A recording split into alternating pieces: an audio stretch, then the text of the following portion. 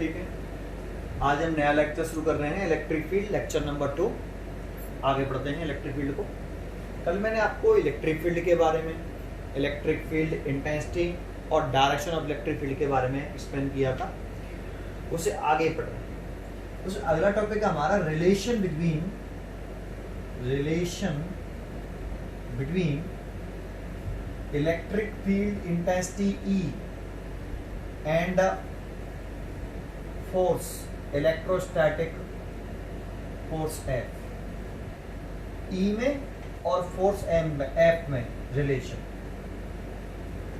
वो कल डेफिनेशन थी हमारी, डेफिनेशन थी इलेक्ट्रिक फील्ड इंटेंसिटी की EF ओवर Q नॉट। कल भी मैंने इस फॉर्मूले के बारे में आपको जानकारी दी थी कि जो ये इलेक्ट्रिक फील्ड है जिस चार्ज का, वो चार्ज इस फॉर्मूले में साइलेंट है। तो ये Q चार्ज, ये Q नॉट चार्ज जो है वो इस इलेक्ट्रिक फील्ड में प्लेस्ड है। ये Q नॉट चार्ज इस इलेक्ट्रिक फील्ड में प्लेस्ड है और ये इलेक्ट्रिक फील्ड किसी दूसरे चार्ज का है, इस चार्ज का इलेक्ट्रिक फील्ड नहीं है, ये तो टेस्ट चार्ज है और ये फोर्स इसी चार्ज पर लग रहा है। तो इस हिसाब से ये तो इसी चार्ज पर ये फोर्स लग रहा है, तो फोर्स की वैल्यू F बराबर कितना, Q नॉट ये लिख सकते हैं। तो ये फोर्स किस पर लग रहा है, इस Q नॉट चार्ज पर, और ये Q नॉट चार्ज किसमें प्लेस्ड है, इस इलेक्ट्रिक फील्ड में प्लेस्ड है। और ये इलेक्ट्रिक फील्ड किसी दूसरे चार्ज पार्टिकल का है, या आप कह सकते हो ये एक्सटर्नल इलेक्ट्रिक फील्ड है। इस एक्सटर्नल इलेक्ट्रिक फील्ड में ये चार्ज प्लेस्ड है, तो इस पर फोर्स लग रहा है, इसी Q नॉट पर फोर्स लग रहा है, F बराबर Q नॉट है। ठीक है, ये बात आपको इस तरीके से मालूम होनी चाहिए। ठीक है, अच्छा अब देखो मैं यहाँ एक काम करता हूं, मैं आपको थोड़ा सा पहले आपको एक टॉपिक पढ़ा रहा हूं यहाँ पे, electric field intensity, electric field के बारे में, इलेक्ट्रिक फील्ड के बारे में कि इलेक्ट्रिक फील्ड आपका एक होता है uniform electric field,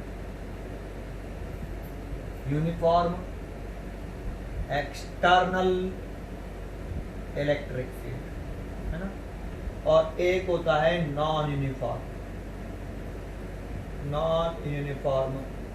electric field. तो यूनिफॉर्म का मतलब क्या होता है, एक समान। एक्सटर्नल इलेक्ट्रिक फील्ड मतलब सब जगह पर इलेक्ट्रिक फील्ड की वैल्यू कैसी हो उसे, तो उसे बोलते हैं हम यूनिफॉर्म इलेक्ट्रिक फील्ड। अब इसको रिप्रेजेंट कैसे करते हैं, तो इसमें इलेक्ट्रिक फील्ड लाइंस टॉपिक आएगा, एक इलेक्ट्रिक फील्ड लाइंस। तो हम पढ़ेंगे कि what is the electric field lines और उसकी प्रॉपर्टियां पढ़ेंगे इलेक्ट्रिक फील्ड लाइंस की। उसी में हम ये भी पढ़ेंगे कि यूनिफॉर्म इलेक्ट्रिक फील्ड कैसा होगा, नॉन यूनिफॉर्म इलेक्ट्रिक फील्ड कैसा होगा। बट एक्स्ट्रा थोड़ा सा इसको समझ लीजिए, थोड़ा सा समझ लीजिए, फिर आगे डिटेल में पढ़ेंगे। यूनिफॉर्म इलेक्ट्रिक फील्ड बनाए तो हम इस तरह से बनाते हैं, ये इलेक्ट्रिक फील्ड लाइंस है। अगर इलेक्ट्रिक फील्ड लाइन पैरेलल हो, स्ट्रेट हो,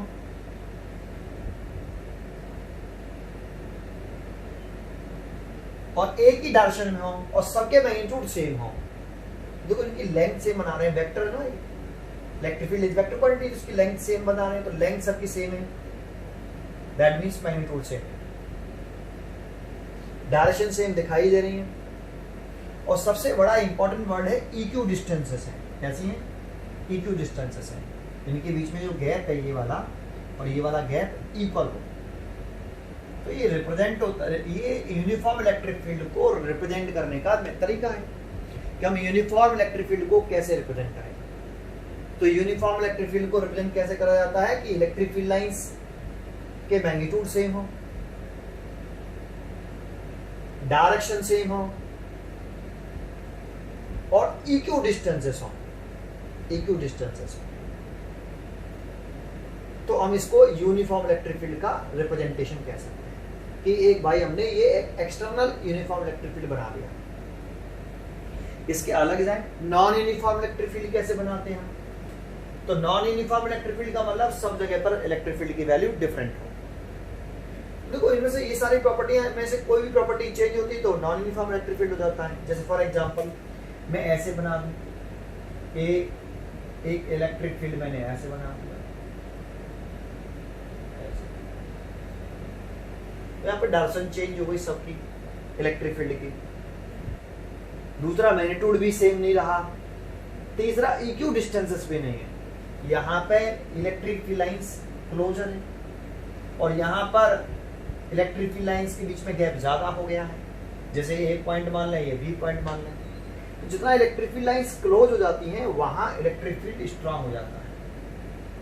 ए पॉइंट पर इलेक्ट्रिक फील्ड ई ए और बी पॉइंट पर इलेक्ट्रिक फील्ड ई बी। जितनी इलेक्ट्रिक फील्ड लाइंस पास होंगी वहां पर इलेक्ट्रिक फील्ड ज्यादा और जितनी इलेक्ट्रिक फील्ड लाइन दूर हो जाएंगी तो इलेक्ट्रिक फील्ड कम। तो इसको हम बोल सकते हैं नॉन यूनिफॉर्म इलेक्ट्रिक फील्ड। समझ में आया आपको? ऐसे भी बना सकते थे, क्लियर है? ये नॉन यूनिफॉर्म इलेक्ट्रिक फील्ड, ये यूनिफॉर्म इलेक्ट्रिक फील्ड का बनाने का तरीका।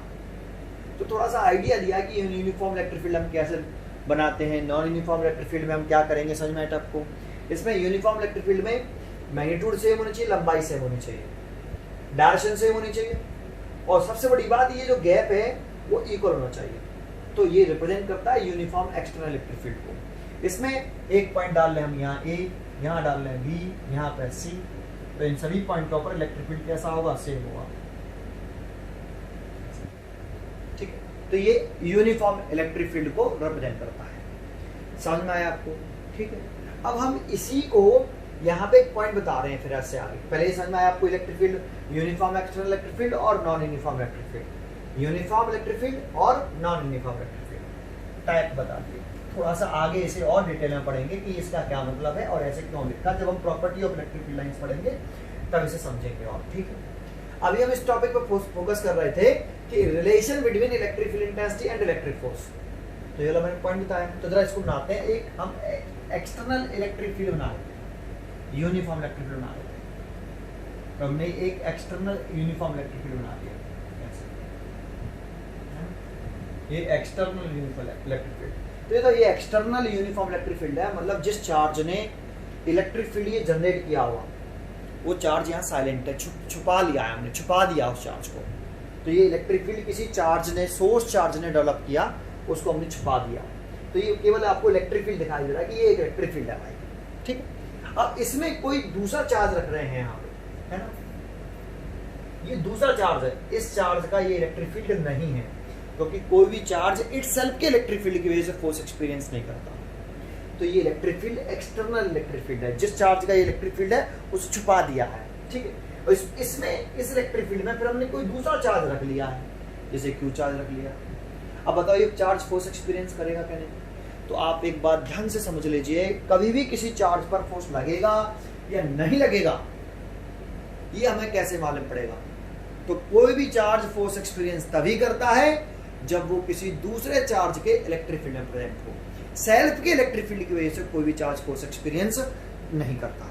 ठीक है, तो एक पॉइंट हो गया, वेरी मोस्ट इंपॉर्टेंट पॉइंट। ठीक है, दूसरा पॉइंट, अगर ये क्यू चार्ज किसी एक्सटर्नल इलेक्ट्रिक फील्ड में रखा है और ये पॉजिटिव है तो इस पर कितना फोर्स लगेगा भाई? तो इस पर फोर्स लगेगा F = QE। देखो ये जो फोर्स लगता है, अभी मैंने बताया, ये जो फोर्स लगता है वो क्यू नॉट पे लगता है। तो यहाँ पर फोर्स लग रहा है SQ पे लग रहा है, और ये इलेक्ट्रिक फील्ड, ये क्यू चार्ज इसी इलेक्ट्रिक फील्ड में प्रेजेंट है। तो देखो ये क्यू चार्ज इस इलेक्ट्रिक फील्ड में प्रेजेंट है और ये फोर्स इसी चार्ज पर लग रहा है, ये फोर्स इसी चार्ज पर लग रहा है। ठीक है, तो अब इसकी फोर्स की मैग्नीट्यूड, इस चार्ज पर लगने वाला फोर्स का मैग्नीट्यूड तो इतना हो गया। डायरेक्शन की अगर हम बात करें कि इस चार्ज पार्टिकल है फोर्स किस दिशा में लगेगा, तो आपको ये अच्छी तरीके से लर्न हो जाना चाहिए कि प्लस क्यू चार्ज पार्टिकल पर जो फोर्स लगता है वो ऑलवेज इलेक्ट्रिक फील्ड की डायरेक्शन में लगता है। अगर चार्ज पार्टिकल पॉजिटिव है तो उस पर जो फोर्स लगेगा वो इलेक्ट्रिक फील्ड की डायरेक्शन में लगेगा। ये वेरी मोस्ट इंपॉर्टेंट। ठीक है, ये कल भी मैंने आपको समझाया था, आज फिर एक बार और बता देता हूं कि प्लस क्यू चार्ज पार्टिकल पर फोर्स कितना लगेगा, तो F = QE, मैग्नीट्यूड हो गया। डायरेक्शन की बात करें तो plus Q charge force electric field की डायरेक्शन में लगेगा। अगर नेगेटिव चार्ज होता, नेगेटिव चार्ज -KQ, तो देखो ये नेगेटिव चार्ज भी इसी इलेक्ट्रिक फील्ड में प्रेजेंट है और ये नेगेटिव चार्ज इस इलेक्ट्रिक फील्ड में, एक्सटर्नल इलेक्ट्रिक फील्ड में प्रेजेंट है, तो इस पर भी फोर्स लगेगा। और इस पर कितना फोर्स लगेगा, तो फोर्स लगेगा इस पर भी F = QE। साइन पुट नहीं करते, जब भी कोई फॉर्मूला है उसमें ये क्वांटिटी अगर वेक्टर है, जो क्वांटिटी हम फाइंड आउट कर रहे हैं वो क्वांटिटी वेक्टर है, तो उसमें चार्ज का साइन पुट नहीं करते हैं हम। कोई भी फॉर्मूला जैसे कूलम्ब्स लॉ हमने पढ़ा तो उसमें भी फोर्स निकाल रहे थे, तो उसमें हम विदाउट साइन पुट करते हैं वैल्यू, चार्ज का साइन पुट नहीं करते। स्केलर होगी, अगर ये क्वांटिटी स्केलर है तो चार्ज का sign with sign value put करेंगे हम, विद साइन पुट करेंगे। तो ये वेक्टर क्वांटिटी है फोर्स, तो हम चार्ज का साइन पुट नहीं करेंगे। तो इस चार्ज पर मैग्नीट्यूड फोर्स होगा, फोर्स का मैग्नीट्यूड होगा वो क्यों ही होगा, बट डायरेक्शन जो होगी इसकी वो इलेक्ट्रिक फील्ड के जस्ट अपोजिट डायरेक्शन में फोर्स लगेगा ऐसे। तो पॉजिटिव चार्ज पर इंपॉर्टेंट है यहाँ डायरेक्शन, कि पॉजिटिव चार्ज पर फोर्स, जब भी कोई पॉजिटिव चार्ज किसी एक्सटर्नल इलेक्ट्रिक फील्ड में रखा है तो उस पर फोर्स पर डायरेक्शन लगे, तो फोर्स की डायरेक्शन होगी वो पॉजिटिव चार्ज इलेक्ट्रिक फील्ड की डायरेक्शन में होगी। पॉजिटिव चार्ज है तो उस पर जो फोर्स लगेगा वो इलेक्ट्रिक फील्ड की डायरेक्शन में लगेगा, नेगेटिव चार्ज है तो उसमें फोर्स इलेक्ट्रिक फील्ड की अपोजिट डायरेक्शन में लगेगा। ये इंपॉर्टेंट है, ठीक है, ध्यान रखना। एक रीजन बता सकते हैं इसका, कल मैंने आपको बताया था इलेक्ट्रिक फील्ड की डायरेक्शन किधर से किधर होती है, positive charge to negative charge होती है। इलेक्ट्रिक फील्ड की डायरेक्शन प्लस टू माइनस होती है, तो ये पॉजिटिव चार्ज है ये नेगेटिव चार्ज है, तो इलेक्ट्रिक फील्ड ऐसे है। जैसे यहाँ एक प्लेट बना लो आप और इस प्लेट पर पॉजिटिव चार्ज दे दो आप ऐसे, यहाँ पर भी एक प्लेट बना लो, इस पर नेगेटिव चार्ज दे दो इस प्लेट पर, तो एक इलेक्ट्रिक फील्ड जनरेट हो जाएगा ऐसे, plus to minus between the plates. और ये इलेक्ट्रिक फील्ड जनरेट हो गया बिटवीन द प्लेट। तो देखो इस पर पॉजिटिव चार्ज है तो पॉजिटिव को क्या करेगा, रिपेल, तो उधर की तरफ भागेगा कि नहीं, तो फोर्स ऐसे लगना चाहिए। माइनस चार्ज इस पॉजिटिव चार्ज को क्या करेगा, अट्रैक्ट, तो फोर्स इधर तो लगना चाहिए। ऐसे नेगेटिव चार्ज है तो ये नेगेटिव पॉजिटिव को क्या करेगा, ये पॉजिटिव प्लेट है इस पर नेगेटिव चार्ज तो अट्रैक्ट करेगा, और ये नेगेटिव है तो ये नेगेटिव को रिपेल करेगा, इसीलिए भागेगा दूर। समझ में आया? इलेक्ट्रिक फील्ड की direction positive charge to negative charge तो होती है, ये समझने के लिए है। आपको डायरेक्टली लर्न होना चाहिए कि पॉजिटिव चार्ज में फोर्स इलेक्ट्रिक फील्ड की डायरेक्शन में और नेगेटिव चार्ज में फोर्स इलेक्ट्रिक फील्ड के अपोजिट डायरेक्शन में लगेगा। ठीक है, चलो छोड़ते हैं, आगे बढ़े। आगे इसके ऊपर एक क्वेश्चन देखते हैं, फिर आगे बढ़ते हैं। देखो मैंने क्वेश्चन लिखा है यहाँ, एक इलेक्ट्रॉन है और एक प्रोटॉन है, are kept in the same uniform electric field. तो सॉल्यूशन कर रहे हैं हम कि एक यूनिफॉर्म इलेक्ट्रिक फील्ड बना लो, है ना, ये यूनिफॉर्म इलेक्ट्रिक फील्ड, ये गैप बराबर होना चाहिए, ठीक है। एक इलेक्ट्रॉन, तो ये इलेक्ट्रॉन हो गया मान लो, और एक प्रोटॉन मान लो, ये प्रोटॉन हो गया, एक ही इलेक्ट्रिक फील्ड में रख दिए हैं यूनिफॉर्म इलेक्ट्रिक फील्ड में। Will they experience same force? तो देखो इलेक्ट्रॉन का चार्ज और प्रोटॉन का चार्ज मैग्नीट्यूड में इक्वल होता है, साइन में अपोजिट होता है। चार्ज ऑन प्रोटॉन क्यू वो प्लस के ई होता है, and charge on electron Q वो माइनस का ई होता है। जो इलेक्ट्रिक फील्ड तो एक ही है, तो फोर्स की बात करें तो एफ बराबर क्यू ई। जब हम फोर्स पुट वैल्यू निकालते हैं, मैग्नीट्यूड निकालते हैं फोर्स का, क्या निकालते हैं, मैग्नीट्यूड ऑफ फोर्स,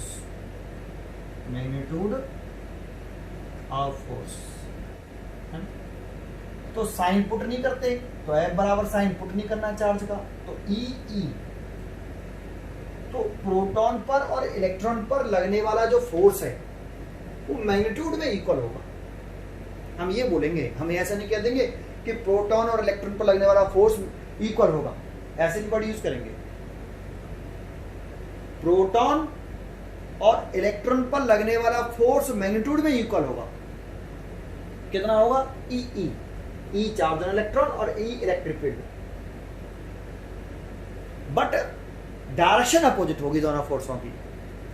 ठीक है, ये इंपॉर्टेंट है। आप ऐसे सीधे ना बताएं कि इलेक्ट्रॉन प्रोटॉन पर फोर्स जो होगा वो सेम होगा। आप बताएं कि इलेक्ट्रॉन प्रोटॉन पर जो फोर्स लगेगा उनका मैग्नीट्यूड सेम होगा, ई, और डायरेक्शन अपोजिट होगी। क्यों? पॉजिटिव चार्ज पे फोर्स लगता है वो इलेक्ट्रिक फील्ड की डायरेक्शन में लगता है, और नेगेटिव चार्ज पे फोर्स लगता है वो इलेक्ट्रिक फील्ड के अपोजिट डायरेक्शन में लगता है। तो फोर्स के मैग्नीट्यूड तो सेम है, बट डायरेक्शन कैसी है, अपोजिट है। तो ये वाली बात हम फोर्स के बारे में बता दिया, ठीक है। And have same acceleration. अब एक्सीलरेशन की बात कर रहा है, तो फोर्स सेम है, तो फोर्स का फॉर्मूला होता है हमारा मास इनटू एक्सेलरेशन। यहाँ पे समझ में आपको फोर्स इज इक्वल टू क्या होता है, मास इनटू एक्सेलरेशन, और फोर्स कितना है हमारा QE। तो यहां से एक्सेलरेशन निकाल रहे हैं तो फोर्स अपॉन मास, और फोर्स जो है वो EE है मैग्नीट्यूड में अपॉन एक्सेलरेशन मास। एक्सेलरेशन का फॉर्मूला बना A बराबर EE over M। But electron और प्रोटॉन दोनों के लिए E सेम है और ये भी सेम है, तो एक्सेलरेशन का रिलेशन आया इस मास के साथ ऐसे। तो जिसका मास लार्ज होगा, अगर मास बड़ा है तो एक्सेलरेशन स्मॉल होगा। अब बताओ मास ऑफ इलेक्ट्रॉन ज्यादा होता है मास ऑफ प्रोटॉन? तो mass of proton, mass of proton ज्यादा है किससे, मास ऑफ इलेक्ट्रॉन से। आपको याद है मास ऑफ प्रोटॉन कितना होता है, 1.6725 10 की पावर माइनस के 27 kg। कूलम्ब्स लॉ में टेबल बनाई थी। और मास ऑफ इलेक्ट्रॉन कितना होता है 9.1 10 की पावर माइनस के 31 kg। इसको मत देखना, साथ में इसको भी देखना। ये पावर माइनस में 31 है और ये माइनस के 27 है, तो किसका मास ज्यादा है, प्रोटॉन का मास ज्यादा है, MP ज्यादा है किससे, Me से। अगर हम इसमें कंपेयरिंग करते हैं कि MP Me से कितना ज्यादा है, तो देखो यहाँ पे वैल्यू पुट कर लो 1.6725 10 की पावर माइनस के 27 और डिवाइडेड बाई 9.1 माइनस के 31। इसके इसमें डिवाइड करो, सॉल्व करो से, तो 1836 अप्रोक्सीमेट, ऐसा नहीं एग्जैक्टली इतना आएगा, अप्रोक्सीमेट इतना आता है मास ऑफ प्रोटॉन और ये मास ऑफ इलेक्ट्रॉन। तो मास ऑफ प्रोटॉन 1836 1836 टाइम्स ज्यादा होता है इलेक्ट्रॉन के मास से। ये थोड़ी सी नॉलेज होनी चाहिए आपको। तो इतने टाइम्स अगर मास ज्यादा है, प्रोटॉन का मास ज्यादा, तो प्रोटॉन का एक्सेलरेशन कैसा होगा, कम होगा। और इलेक्ट्रॉन का मास कम है तो इलेक्ट्रॉन का एक्सेलरेशन कैसा होगा, ज्यादा होगा। समझ में आया आपको? तो आप एक्सप्लेन कर सकते हो ऐसे, ठीक है, क्लियर है। चले आगे देखते हैं नया क्वेश्चन। तो देखो इस क्वेश्चन का मैंने आंसर लिख दिया, आप चाहो तो इस तरह से आंसर लिख सकते हो इसका, ठीक है। मैंने अभी आपको ये क्वेश्चन समझाया था, उसका आंसर लिख सकते हो आप ऐसे कि मैग्नीट्यूड में सेम होगा और डायरेक्शन में अपोजिट, और ये सब, ठीक है। सब पढ़ लेना है इस क्वेश्चन को। अब मैंने एक और क्वेश्चन लिखा है नीचे, उसका आंसर बताता हूँ मैं आपको, सोल्यूशन है ना, इसी टॉपिक के ऊपर। फिर आगे बढ़ते हैं हम। एक पार्टिकल है जिसका मास m है और चार्ज q है, is thrown at speed u against a uniform electric field. तो सबसे पहले हमें डायग्राम बनाना चाहिए, एक यूनिफॉर्म इलेक्ट्रिक फील्ड बना दें। तो देखो एक हमने एक यूनिफॉर्म इलेक्ट्रिक फील्ड बना दिया ऐसे, ये एक यूनिफॉर्म इलेक्ट्रिक फील्ड बना दिया, ठीक है। एक पार्टिकल जिसका मास है और charge q is thrown at speed u against a uniform electric field. Against, इस पर भी ध्यान दो, अगेंस्ट थ्रो किया गया, उसे फेंका गया है। तो एक ये प्लस एक चार्ज पार्टिकल, इसका मास है m q ये है, और इसको ऐसे फेंका गया है, ऐसे इलेक्ट्रिक फील्ड में, ऐसे एक चार्ज पार्टिकल उसको ऐसे फेंक u वेलोसिटी से, ठीक है, u वेलोसिटी से ऐसे फेंक दिया गया। एक ये चार्ज है q और इसका मास है m, ऐसे फेंक दिया, ठीक है। अगेंस्ट फेंका गया ना इलेक्ट्रिक फील्ड के, अगेंस्ट फेंका गया, तो इलेक्ट्रिक फील्ड के अगेंस्ट तो फेंका मैंने। फिर क्या करा आगे देखें, how much distance will it travel before coming to momentary rest. देखो ये बड़ा इंपॉर्टेंट है इसमें, ये थोड़ी इस लेवल के लिए रेस्ट में आएगा, तब तक वो कितनी डिस्टेंस चल लेगा ये पूछ रहा है। तो ये बताओ इस चार्ज पार्टिकल में फोर्स लगेगा या नहीं लगेगा? तो लगेगा, क्योंकि ये चार्ज पार्टिकल इस एक्सटर्नल इलेक्ट्रिक फील्ड में मूव कर रहा है, और जब कोई चार्ज पार्टिकल किसी एक्सटर्नल इलेक्ट्रिक फील्ड में हो तो उसमें फोर्स लगता है। अगर चार्ज पार्टिकल पॉजिटिव है तो उसमें फोर्स इलेक्ट्रिक फील्ड की डायरेक्शन में लगेगा, अपोजिट डायरेक्शन में लगेगा तो इलेक्ट्रिक फील्ड की डायरेक्शन में। इसमें फोर्स ऐसे लग रहा है, तो वो फोर्स ऐसे लग रहा है, अब फेंका ऐसे है, तो ये फोर्स इसकी स्पीड को गेन कराएगा या रिड्यूस करेगा? तो देखो हमने थ्रो ऐसे फेंक दी, इधर की तरफ दिया है पार्टिकल को, और उस चार्ज जैसी इलेक्ट्रिक फील्ड वो एंटर करा तो उसको इलेक्ट्रिक फील्ड ने फोर्स लगाया इधर की तरफ, क्योंकि पॉजिटिव चार्ज पार्टिकल का फोर्स इलेक्ट्रिक फील्ड की डायरेक्शन में लगता है। ठीक है, तो अब इसकी स्पीड घटेगी और स्पीड ये फोर्स घटा रहा है, इसकी स्पीड घटती गई, मान लो इस वाले पॉइंट पर आके पी पॉइंट पर आके इसकी स्पीड कितनी हो गई 0। क्या यहां आके जब ये 0 हो जाएगा तो क्या रेस्ट में परमानेंटली रेस्ट में आ जाएगा यहाँ पे? नहीं, क्योंकि अभी भी ये किसके अंदर है? इलेक्ट्रिक फील्ड के अंदर। तो अभी भी इस पर फोर्स लग रहा होगा किधर की तरफ? इलेक्ट्रिक फील्ड की डायरेक्शन में। यहाँ रेस्ट में आएगा, फिर फोर्स लग रहा है इलेक्ट्रिक फील्ड की डायरेक्शन में, तो फिर वापस लौटने लगेगा ऐसे ही। इसलिए उसने वर्ड यूज किया मोमेंटरी रेस्ट, है ना। तो how much distance will it travel before coming to momentary rest? तो मैंने लेट कर दिया कि कितनी डिस्टेंस चल लेता है भाई, x चल लेता है। इस x की वैल्यू पूछ रहा है कि कितनी डिस्टेंस चलने पर वो थोड़ी देर के लिए रेस्ट में आएगा। ठीक है ना, रेस्ट में आएगा तो कितनी डिस्टेंस चल चुका हुआ तब तक, x पूछ रहा है। तो देखो डिस्टेंस निकालने के लिए बड़ा इजी सा कंसेप्ट है।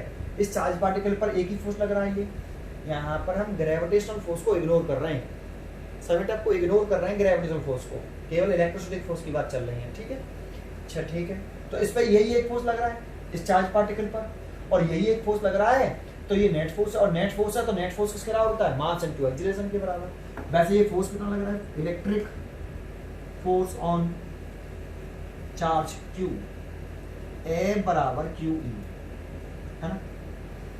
चार्ज Q है, इलेक्ट्रिक फील्ड में रखा है, तो इतना फोर्स लग रहा है। और ये फोर्स किसके बराबर लिख सकते हैं हम? MA के बराबर, तो QE। तो यहां से हम एक्सेलरेशन निकाल सकते हैं, तो A बराबर कितना आ जाएगा भाई? QE over M। इतना एक्सेलरेशन है इसके अंदर। ये एक्सेलरेशन होगा या रिटार्डेशन होगा? तो जानते हैं चार्ज पार्टिकल के लिए रिटार्ड करेगा चार्ज पार्टिकल को। क्यों करेगा? क्योंकि इसकी स्पीड घट रही है ना, जब स्पीड घटे तो रिटार्डेशन, है ना, डी एक्सेलरेशन होगा ये। तो देखो कितना होगा ये, तो हम लिख सकते हैं इन इक्वेशन, ये वाली इक्वेशन आती है v r u square plus के 2as, है ना। ए आप ये लगा दीजिए यहाँ पे, तो v की वैल्यू कितनी है? v की वैल्यू है 0, और रिटार्डेशन इसीलिए यहाँ क्या आना चाहिए? Minus sign. माइनस साइन कब आता है? समझ में आता है जब स्पीड डिक्रीज हो रही हो, घट रही हो, तो रिटार्डेशन होता है। रिटार्डेशन होता है तो ए की वैल्यू जो होती है वो नेगेटिव होती है, इसलिए नेगेटिव कर दिया। ये इक्वेशन का कंसेप्ट आता होगा आपको। ठीक है, तो 0 कर दिया, ये 0, फाइनल स्पीड 0। u की वैल्यू तो u इधर रखिए क्वेश्चन में, initial speed u square minus के 2, a की वैल्यू मैंने निकाल ली है QE ओवर m, और डिस्टेंस वो पूछ रहा है कितनी डिस्टेंस ट्रेवल कर लेगा, तो x मान लीजिए, तो x पूछ रहा है। तो पहले इसको टर्म को उधर ले आओ, तो 2QE over m x is equal to u square, इसका से मल्टीप्लाई, इसको डिवाइड में ले आओ तो x निकल आएगा, तो m u square upon 2QE। इतनी डिस्टेंस चलने के बाद वो थोड़ी देर के लिए रुक जाएगा। ये आंसर हो गया। कुछ समझ में आया आपको? कुछ समझ में आया ये? ठीक है, चलो छोटे छोटे क्वेश्चन हैं। इसमें इंपॉर्टेंट था डायरेक्शन के बारे में ध्यान रखना हमेशा, कि पॉजिटिव चार्ज है और वो एक्सटर्नल इलेक्ट्रिक फील्ड में है, तो उस पर फोर्स इलेक्ट्रिक फील्ड की डायरेक्शन में लगेगा, और नेगेटिव चार्ज है तो फोर्स इलेक्ट्रिक फील्ड के अपोजिट डायरेक्शन में लगेगा। और कोई भी चार्ज सेल्फ के इलेक्ट्रिक फील्ड की वजह से फोर्स एक्सपीरियंस नहीं करता है। कोई भी चार्ज तब फोर्स एक्सपीरियंस करेगा जब वो किसी दूसरा चार्ज के इलेक्ट्रिक फील्ड में हो। ये वेरी मोस्ट इंपॉर्टेंट पॉइंट है, ये कई बार मैंने रिपीट किया है वाला पॉइंट। ठीक है, फिर आप आगे इसे भूल जाओगे तो ये बेटा मैग्नेटिक फील्ड तक चलेगा आपका ये point. Very most important point है ये। ठीक है, चलिए आगे देखते हैं। अब देखो, जो अब मैं टॉपिक पढ़ा रहा हूं ये बहुत पावरफुल टॉपिक है। ये टॉपिक है हमारा electric field intensity due to a single point charge. Important है पॉइंट चार्ज, सिंगल भी है और साथ में इंपॉर्टेंट है पॉइंट चार्ज। आपको मैंने डिफाइन किया था पीछे पॉइंट चार्ज की डेफिनेशन, कूलाम्स लॉ जब पढ़ा है तब मैंने आपको पॉइंट चार्ज एक्सप्लेन किया है।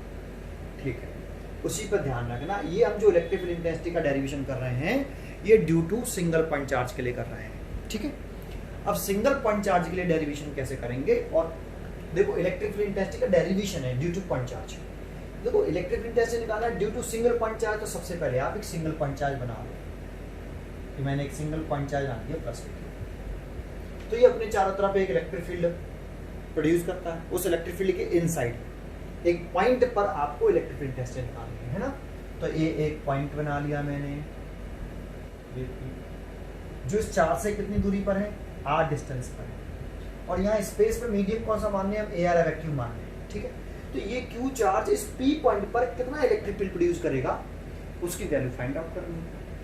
तो देखो इस Q चार्ज की वजह से P पॉइंट पर इलेक्ट्रिक फील्ड की इंटेंसिटी निकालनी है। तो याद करो मैंने पीछे एक पॉइंट बोला था कि जब भी हमें किसी पॉइंट पर electric field intensity find out करनी होगी ड्यू टू पॉइंट चार्ज की डेफिनेशन के लिए, तो उस पॉइंट पर एक टेस्ट चार्ज रख लेंगे। तो इस P पॉइंट पर एक टेस्ट चार्ज प्लेस कर लीजिए Q0। ये ध्यान रखना ये टेस्ट चार्ज है ना, प्लेस कर लिया। अब ये तो जब ये टेस्ट चार्ज यहां पर प्लेस किया तो ये टेस्ट चार्ज किसके इलेक्ट्रिक फील्ड प्रेजेंट है, Q के। ये Q अपने चारों तरफ एक इलेक्ट्रिक फील्ड प्रोड्यूस करेगा। तो ये Q0 टेस्ट चार्ज इस Q चार्ज इसको चार्ज को बोलते हैं सोर्स चार्ज, इसके इलेक्ट्रिक फील्ड प्रेजेंट है। और जब कोई चार्ज किसी दूसरे चार्ज के इलेक्ट्रिक फील्ड प्रेजेंट हो तो उस पर फोर्स लगता है, तो इस पर फोर्स लगेगा भाई, तो इस पर फोर्स लग रहा है। ये भी पॉजिटिव है, ये भी पॉजिटिव है, तो कूलॉम्स लॉ से इस फोर्स को निकाल सकते हैं हम। तो according to Coulomb's law, according to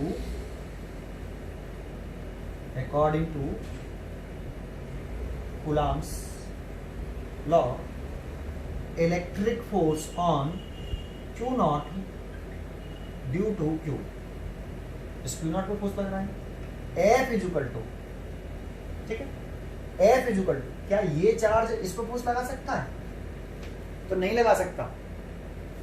क्या ये वाला चार्ज इस पर फोर्स लगा सकता है, तो नहीं लगा सकता, क्योंकि ये टेस्ट चार्ज है और इसका अपना कोई इलेक्ट्रिक फील्ड होता ही नहीं है। ये हमने एज्यूम किया था test charge very infinitely positive charge होता है, ये अजम्पशन है, फिक्टिव, ऐसा कोई चार्ज होता ही नहीं है यार। इलेक्ट्रिक फील्ड को डिफाइन करने में हमने कंसीडर कर लिया है, ठीक है। चलिए आगे बढ़ते हैं। तो इलेक्ट्रोस्टैटिक फोर्स F की वैल्यू कितनी होगी, तो F इज इक्वल टू कितना होगा, 1/4 pi epsilon naught Q0 divided by R square. ये चार्ज इस पे जो फोर्स लगाएगा उतना लगा है। By definition of electric field में चले जाओ, by definition of electric field intensity, electric field की डेफिनेशन में आते हैं तो E बराबर F/Q0, ये फॉर्मूला होता है, ठीक है। अब F की वैल्यू आप पुट कर दो, F इसलिए निकाला कि हम F की वैल्यू यहाँ पुट कर दो, इलेक्ट्रिक फील्ड फाइंड आउट हो जाएगा। तो F की वैल्यू अगर पुट कर दोगे तो E की वैल्यू कितनी आएगी, तो F की वैल्यू पुट कर देते हैं 1/4 pi epsilon naught Q0 over R square divided by Q0 से Q0 करिए। तो electric field intensity due to single point charge का फॉर्मूला निकल के आया 1/4 pi epsilon naught Q over R square. और इस फॉर्मूले को अच्छी तरीके से देखो तो इसमें कहीं पर भी टेस्ट चार्ज नहीं है। कौन है, सोर्स चार्ज है, ये पॉइंट चार्ज भी है, पॉइंट चार्ज, और इसी ने इलेक्ट्रिक फील्ड जनरेट किया है, इसीलिए उस इलेक्ट्रिक फील्ड का सोर्स कौन है, इस फोर्स के लगने का सोर्स कौन है, ये सोर्स चार्ज, सोर्स है, इसीलिए इसे हम सोर्स चार्ज बोल रहे हैं। इसमें यही क्यू चार्ज आ रहा है, देखो ये ना, अगर Q की वैल्यू 0 होगी तो इलेक्ट्रिक फील्ड की वैल्यू 0 हो जाएगी। अगर हम पॉइंट चार्ज है, सोर्स चार्ज है, ये 0 हो जाए तो अपने चारों तरफ कोई इलेक्ट्रिक फील्ड जनरेट नहीं कर पाएगा, Q 0 तो इलेक्ट्रिक फील्ड 0, ठीक है। इसमें टेस्ट चार्ज नहीं आ रहा, तो इस फॉर्मूले पे ध्यान दिया। और देखो यहाँ पर मीडियम कौन सा लिया हमने, एयर वैक्यूम, तो ये आएगा। अगर हम मीडियम जो है वो कोई मीडियम ले लें, डाइलेक्ट्रिक मीडियम, जिसका डाइलेक्ट्रिक कांस्टेंट K है, तो याद करो पीछे अगर हम इसमें बिटवीन दो चार्ज के बीच में कोई मीडियम ले लेते हैं जिसका डाइलेक्ट्रिक कांस्टेंट K है, तो जो फोर्स लगता है उसमें यहाँ डाइलेक्ट्रिक कांस्टेंट आ जाता है K, और यहाँ K आएगा तो इसमें देखो यहाँ पर भी K आएगा, और यहाँ K आएगा तो फिर यहाँ पर भी K आएगा। ऐसे याद है, समझ में आ गया। तो हम पहले एयर वैक्यूम के लिए डेरिवेशन किया ऐसे, और ये रिजल्ट आ गया, आया। अगर कोई मीडियम ले लेंगे, ये एयर या वैक्यूम, एयर या वैक्यूम के लिए, है ना, और अगर कोई मीडियम ले लेंगे तो E is equal to 1/4 pi epsilon 0 के Q ओवर R। तो देखो ये आ जाएगा के डाइलेक्ट्रिक कांस्टेंट होगा जो पीक पॉइंट और यहाँ इस Q चार्ज के अराउंड जो मीडियम होगा उसका डाइलेक्ट्रिक कांस्टेंट। क्लियर? ये मीडियम में, इन मीडियम एसआई सिस्टम में लेके चल रहे हैं भाई। किस सिस्टम में पढ़ रहे हैं? एसआई सिस्टम में। कोई डाउट? फॉर्मूला समझ में आया आपको? इलेक्ट्रिक फील्ड का इस डिस्टेंस के साथ कैसा रिलेशन है? स्क्वायर के साथ रिलेशन है। तो अगर हम इलेक्ट्रिक फील्ड और डिस्टेंस में ग्राफ बनाएं, अभी हम इस ग्राफ को और आगे समझाएंगे, अभी शॉर्ट फॉर्म में समझ लें बस एक। तो देखो E और R में इनवर्स रिलेशन है, और जब R बढ़ेगा तो E घटेगा, R बढ़ने पर E घटता चला जाएगा। दैट मीन्स इस पॉइंट चार्ज से जैसे से हम दूर जाएंगे तो R बढ़ रहा है, और जैसे से दूर जा रहे हैं तो R बढ़ रहा है, तो R बढ़ रहा है तो इलेक्ट्रिक फील्ड घट रहा है। समझ में आता आपको? पर एक बात बताओ, कितना दूर चले जाएं कि इलेक्ट्रिक फील्ड जीरो हो जाए? तो जानते हो जब तक आप यहां R की वैल्यू इनफाइनाइट नहीं रखोगे, इस पॉइंट चार्ज से दूर जाते जाते जाते जाते इलेक्ट्रिक फील्ड घटता चला गया, घटता चला गया, घटता चला गया, घटता चला गया, लेकिन कहां पर जीरो होगा इलेक्ट्रिक फील्ड? इस पॉइंट चार्ज के अराउंड इलेक्ट्रिक फील्ड घट रहा है, लेकिन जीरो कहां होगा? तो जब तक इस फॉर्मूले में हम इनफाइनाइट ना रख दें, R की वैल्यू इनफाइनाइट पुट करोगे तभी तो E जीरो आएगा। देखो E इज इक्वल टू 1/4 का epsilon naught Q over infinity का स्क्वायर। सॉल्व करोगे तो जीरो। अगर कोई R की वैल्यू कोई दूसरी रख दो, बहुत बड़ी वैल्यू रख दो, जीरो नहीं आएगी, कुछ ना कुछ वैल्यू आएगी, लेकिन बहुत कम आएगी। जिससे जितना ज्यादा होगा उतनी वैल्यू कम हो जाएगी, लेकिन जीरो नहीं होगी। समझ में आ रहा है? तो इलेक्ट्रिक फील्ड जैसे जैसे चार्ज से चलेंगे दूर तो इलेक्ट्रिक फील्ड घटता चला जाएगा, और इनफाइनाइट पर इलेक्ट्रिक फील्ड कितना होगा? जीरो होगा, इस थ्योरी के अकॉर्डिंग। ठीक है? तो इसीलिए हम डायग्राम कैसे बनाएंगे? तो ऐसे बनाएंगे, ऐसे, और इसको यहाँ इसके पैरेलल कर देंगे। इसको समझ लो अच्छी तरीके से, इस ग्राफ को इससे मिला मत देना। देखो अगर ऐसे मिला दिया तो इसका क्या मतलब है समझते हो? ऐसे मिला दिया कि घट रहा है, घट रहा है, घट रहा है, इलेक्ट्रिक फील्ड देखो ऊपर तरफ बढ़ रहा है, तो इस ग्राफ में इलेक्ट्रिक फील्ड ऐसे घट रहा है, घट रहा है, घट रहा है, घट रहा है, डिस्टेंस बढ़ती ही जा रही है। देखो इस वाले पॉइंट पे डिस्टेंस इतनी, इस वाले पॉइंट पे डिस्टेंस इतनी, तो डिस्टेंस बढ़ी, इलेक्ट्रिक फील्ड घटेगा। देखो यहाँ पे इलेक्ट्रिक फील्ड ज्यादा है, डिस्टेंस कम है, इलेक्ट्रिक डिस्टेंस बढ़ी, इलेक्ट्रिक फील्ड कम हो गया। यहाँ पे इलेक्ट्रिक फील्ड कितना हो गया? जीरो। क्या डिस्टेंस इनफाइनाइट है यहाँ पर? नहीं। तो फिर इलेक्ट्रिक फील्ड इंटेंसिटी जीरो कैसे होगी? डिस्टेंस इनफाइनाइट नहीं है, फिर भी तुमने इलेक्ट्रिक फील्ड इंटेंसिटी जीरो कर दी। दैट मींस गलत कर दिया ग्राफ। तो इस ग्राफ को आप यहाँ इसके पैरेलल रखना ऐसे, और पैरेलल रख दिया, दैट मींस ये कहाँ पर मीट करेगा? अब ये इस ये वाली ग्राफ इस लाइन से R से कहाँ पर मीट करेगा? इनफाइनाइट पर, और इनफाइनाइट पर मीट करेगा तो इंटेंसिटी वहीं पर जीरो होगी। तो हम पैरेलल कर देते हैं। ठीक है? अभी मैं ग्राफ के बारे में E और डिस्टेंस के बीच में ग्राफ बनाते हैं। सिंगल पॉइंट चार्ज के लिए ग्राफ बनाएं, ओनली सिंगल पॉइंट चार्ज है, उसके लिए अगर ग्राफ बनाते हैं तो ये ग्राफ बनेगा। ठीक है? अगर दो चार्जेस आ जाए, एक इधर आए और एक उधर आए, पॉइंट चार्जेस, दो पॉइंट चार्जेस आए, उसके लिए फिर इलेक्ट्रिक फील्ड इंटेंसिटी निकालें, फिर उसके लिए ग्राफ बनाएं, तो ग्राफ अलग बनता है। ठीक है? तो अभी तो हम सिंगल पॉइंट चार्ज के लिए ग्राफ बना रहे हैं, तो ग्राफ ये बनेगा। आप ये मत करना है इसमें। ठीक है? ठीक है, समझ में आ गया आपको? ये electric field intensity due to point charge का डेरिवेशन समझ में आया? इजी सा डेरिवेशन है। ग्राफ समझ में आया? फॉर्मूला को अच्छी तरीके से याद कर लो। ये फॉर्मूला हम ये वाला फॉर्मूला अच्छी तरीके से याद कर लो। ये फॉर्मूला सिंगल पॉइंट चार्ज के से किसी पॉइंट पर इलेक्ट्रिक फील्ड इंटेंसिटी निकालनी हो तो हम इस फॉर्मूले का यूज करेंगे। सारे डेरिवेशन, सारे न्यूमेरिकल इसी फॉर्मूले से चलते हैं। अब कैसे न्यूमेरिकल आता है वो देखते हैं। देखो इसके ऊपर ड्यू टू पॉइंट चार्ज के लिए मैं पॉइंट बता रहा हूँ, जरा सुनना। ठीक है? एक जैसे कोई पॉइंट चार्ज है आपका Q प्लस के Q चार्ज है, और इसकी वजह से इस पॉइंट पर इलेक्ट्रिक फील्ड की वैल्यू पूछे और डिस्टेंस कितनी R, के फाइंड इलेक्ट्रिक फील्ड इंटेंसिटी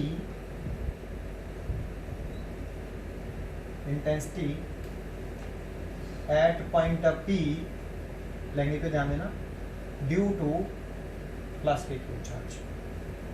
तो देखो इसको हटा देता हूँ फाइंड को। ये डायग्राम दे रखा है और कह रहा है electric field intensity at point P due to Q।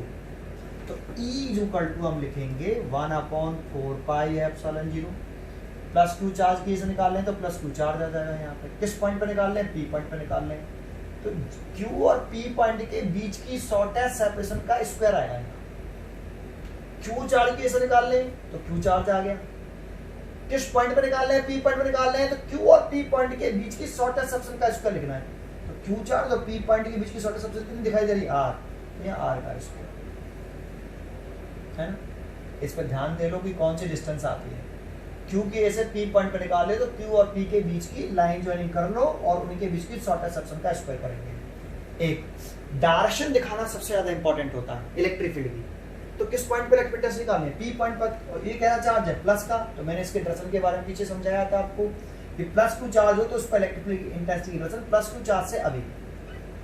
देखो इस चार्ज की से निकालनी तो ये कैसा चार्ज है? प्लस। तो इस प्लस चार्ज से अभी और पी पॉइंट पर हमेशा टेल दिखाते हैं।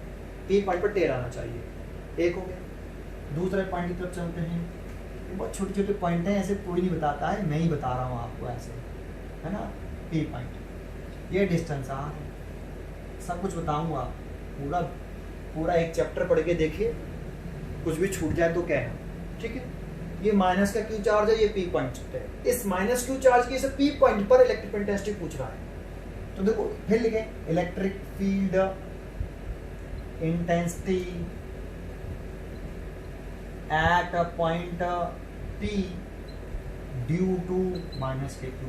तो E इक्वल टू 1/4πε0 क्यू। जानते ये कैसी क्वांटिटी है? Vector quantity. और जब वेक्टर क्वांटिटी हो तो चार्ज का साइन पुट नहीं करते हैं, ये बताया था मैंने आपको। तो चार्ज का साइन पुट नहीं करेंगे। और माइनस के क्यू की वजह से पी पॉइंट पर इलेक्ट्रिक इंटेंसिटी पूछ रहा है, तो माइनस के क्यू और पी पॉइंट के बीच की शॉर्टेस्ट सेपरेशन, तो माइनस क्यू और पी पॉइंट के बीच की शॉर्टेस्ट सेपरेशन डायग्राम में कितनी है? आर। तो ये आर का स्क्वायर, साइन पुट नहीं करेंगे। तो फिर सब डिफरेंस क्या है? तो अगर चार्ज पार्टिकल नेगेटिव होता है तो देखो इस नेगेटिव चार्ज की से पी पॉइंट पर इलेक्ट्रिक इंटेंसिटी निकालनी है, डायरेक्शन निकालनी है, तो toward the negative charge line joining के अलोंग। इस लाइन जॉइनिंग को क्यू और पी पॉइंट को मीट करने वाली लाइन के अलोंग और नेगेटिव चार्ज के टूवर्ड्स, तो नेगेटिव चार्ज के टूवर्ड्स, ठीक है। ये दूसरा पॉइंट हो गया। डायरेक्शन पर ध्यान दीजिए, डायरेक्शन कैसे शो करते हैं। फॉर्मूले में डिस्टेंस पर ध्यान दीजिए कि कौन सी डिस्टेंस लेते हैं और कौन माइनस क्यू केस निकाले तो जिस चार्ज से निकाले वो चार्ज आएगा, और पी पॉइंट पूछे तो माइनस क्यू और पी पॉइंट के बीच की शॉर्टेस्ट सेपरेशन आएगी, ठीक है। चलिए आगे बढ़ते हैं। ये समझ में आया? ये सिंगल पॉइंट चार्ज, एक ही पॉइंट चार्ज है ना, इसमें एक पॉइंट चार्ज की से इलेक्ट्रिक इंटेंसिटी रहती है, ठीक है। तीसरा पॉइंट बताता हूँ। जैसे एक पॉइंट में देखो एक डायग्राम बनाता हूँ, छोटे से स्टार कर रहे हैं, छोटे से। आप ध्यान से सुनना सारे पॉइंट, यही गलती करते हैं बच्चे। ये प्लस के क्यू चार्ज है, ये सेपरेशन ए है, स्क्वायर है, एक स्क्वायर के कॉर्नर पर एक मैंने पॉइंट चार्ज रख दिया क्यू, और कह रहा है इस पी पॉइंट पर मैग्नीट्यूड बताओ इलेक्ट्रिकल इंटेंसिटी का। Find the electrical intensity at point P due to Q, और एक ही पॉइंट चार्ज है यहाँ पे। तो कैसे निकालेंगे भाई? Electric field intensity at point P पे पूछ रहा है, ड्यू टू किसकी वजह से? प्लस के क्यू की वजह से। तो फॉर्मूला लगाओ पॉइंट चार्ज का, ये फॉर्मूला प्रूव किया था अभी हमने। तो 1/4πε0 और क्यू के से निकालना है तो क्यू लिख लो, और क्यू और ए के पी के बीच की शॉर्टेस्ट सेपरेशन, तो क्यू ये रहा, पी ये रहा, इसके बीच की शॉर्टेस्ट सेपरेशन देखो, लाइन जॉइनिंग कर लो, यही तो सेपरेशन है। क्यू और पी पॉइंट के बीच की शॉर्टेस्ट सेपरेशन ये है, तो यही वाली सेपरेशन का स्क्वायर लिखेंगे। अगर आपको कोई क्वेश्चन दे रखा है उसमें सेपरेशन गिवन नहीं है तो उसमें कुछ ना कुछ ज्योमेट्री होगी, उस ज्योमेट्री का यूज करके आपको जो डिस्टेंस लिखनी है इस पॉइंट को समझ लीजिए अच्छी तरीके से। ऐसा नहीं कि हमेशा आर ही लिखते चले जा रहे हो आप, है ना। तो इसमें सेपरेशन कितनी है? a√2। क्यू और पी पॉइंट के बीच की शॉर्टेस्ट सेपरेशन निकाल लो पाइथागोरस थ्योरम से, स्क्वायर है ना, तो ये a√2 का क्या आएगा? यहाँ स्क्वायर आएगा एक, और प्लस क्यू चार्ज है, और इसकी वजह से इस पॉइंट पे इलेक्ट्रिक इंटेंसिटी निकालेंगे तो लाइन जॉइनिंग के अलोंग, और प्लस क्यू से अभी, तो देखो ऐसे इसकी डायरेक्शन प्लस क्यू से अवे और लाइन जॉइनिंग के अलोंग, ये डायरेक्शन होगी, ठीक है। ये समझ में आया आपको पहले? ठीक है, आगे देखते हैं।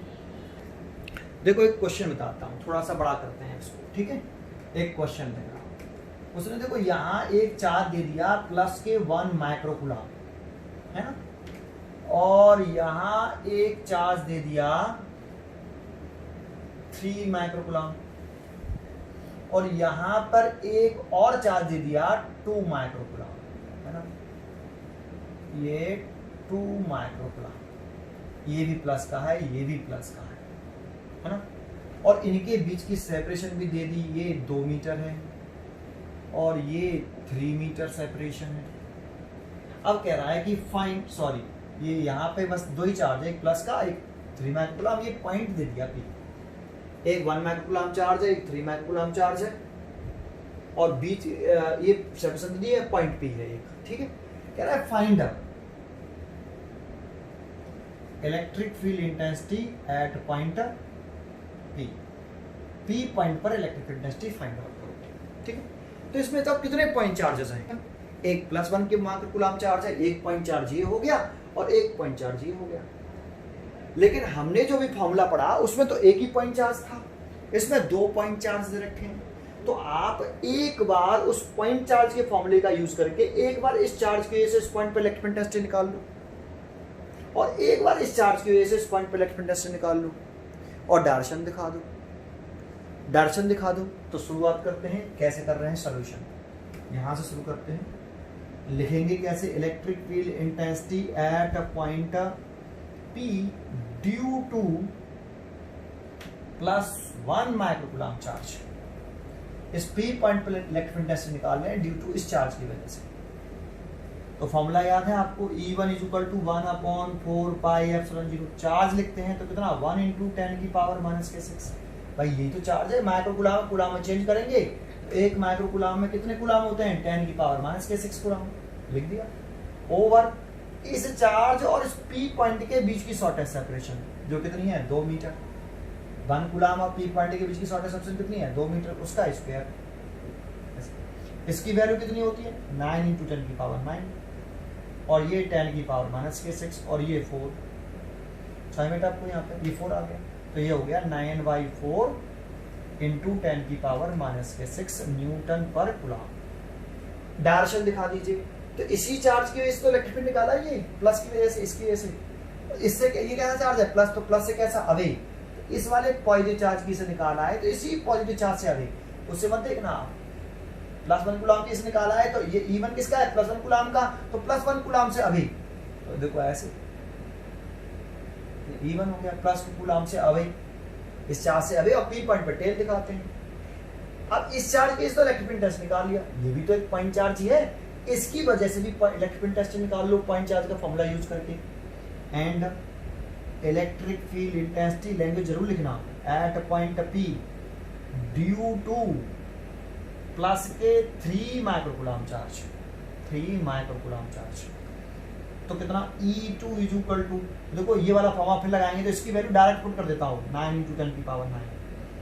यहाँ पे चार्ज आता है तो कितने चार्ज किसने निकाल रहे हैं, 3, तो 3 × 10⁻⁶ ओवर इन दोनों पॉइंटों के, इसके और इसके बीच की शॉर्टेस्ट सेपरेशन, इसके और इसके बीच की शॉर्टेस्ट सेपरेशन, 3 और P के बीच की शॉर्टेस्ट सेपरेशन कितनी है, 3 का स्क्वायर करेंगे, 3 का स्क्वायर, R का स्क्वायर तो 3 का स्क्वायर, 3 का स्क्वायर करेंगे तो कितना आएगा, 9। इस 9 से 9 कट गया, कितना आ गया, 3 × 10⁻, यहाँ गलती कर दी, ये प्लस के 9 है और ये -6, तो ये कितना आएगा भाई, +3 तो आएगा, ठीक है, +3। ऐसे यहाँ 9 में से 6 गए तो कितने बचे, +3, ठीक है, न्यूटन पर कुलाम।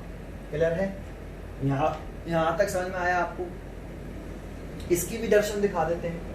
तो ये भी पॉजिटिव चार्ज है, तो पॉजिटिव चार्ज से कैसा होता है, अभी तो ये इसकी भी दर्शन कैसे आएगी, ऐसे आएगी, ऐसे। इस पॉजिटिव चार्ज, ये E2 इस पॉजिटिव चार्ज की वजह से, तो इस पॉजिटिव चार्ज से अवे, तो इससे अवे तो इधर ही होगा ना, E2। अब देख के बताओ कि E1 की वैल्यू बढ़ी या E2 की वैल्यू। तो देखो अगर 4 का इसमें 9 में डिवाइड करेंगे 2 पॉइंट समथिंग आएगा, है ना, और ये 3 है तो E2 बड़ा है। तो देखो यहाँ पर एरो में भी ध्यान रखना, E2 बड़ा है तो E2 का एरो बड़ा बनाना और E1 का एरो छोटा, क्योंकि किसी वेक्टर का लेंथ उस वेक्टर के मैग्नीट्यूड को इंडिकेट करती है। तो इस वेक्टर की लेंथ कम बनाओ, इस वेक्टर की लेंथ बड़ा बनाओ, क्योंकि यहाँ E2 मैग्नीट्यूड में बड़ा है, ये 3 आ रहा है और इसके इसमें डिवाइड करोगे तो 2 पॉइंट समथिंग आएगा, 2.225 आएगा, ऐसे कुछ आएगा। समझ आपको यहाँ तक आया, ठीक है, चलो इतना आया पहले। फिर क्या करेंगे, हम नेट इलेक्ट्रिक फील्ड इंटेंसिटी निकाल लेंगे।